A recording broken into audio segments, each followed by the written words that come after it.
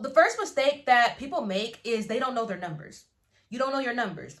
You don't know what's coming in, you don't know how much money's going out, you don't know how much inventory is being spent, you don't know who is being paid, you don't know how much expenses you had at the end of the year when you file your taxes. You don't know. And the reason why you don't know is because you're co-mingling your funds.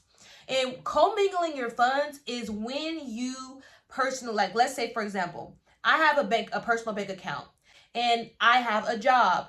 I'm working, I'm getting direct deposits through my personal account, but I have a business as well. So when I make purchases with my personal account, I use the same account for the things that I do with my business. You don't want to commingle your funds. You don't want to use the same account for your business as well as your personal expenses and your personal thing that you're doing with your account. To prevent that, you want to, and the easiest way to do that is to create a separate account. It's very, very simple.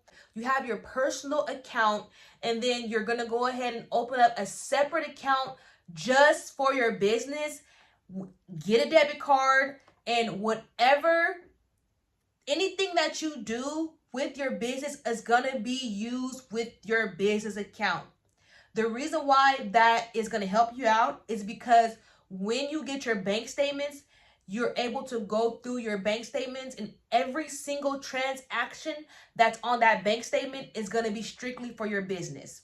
When you commingle your funds, you're going to be getting the statement, and it's going to say Chick-fil-A, it's going to say Netflix, it's going to say all the things you do in addition to all the things you do with your business, and it's going to be so much more work for you to print or even if you don't print them out, but it's going to be so much more work for you to take your statements and have to go through each and say, okay, was this the business expense? Was the personal expense?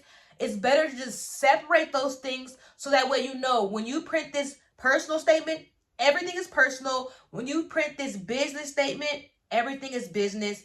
When you do your business bank account, also the importance of that too is you're able to prove if you're gonna, let's say if you want to potentially get a business loan, you want to get a business grant, and they need to see that your business is making money. You can easily pull up your account, pull up your statement and see, okay, look, I got a deposit here, I got a deposit there, I got a deposit here. Very quickly, very easily, without all the hassle of having to go through the account and see which is which.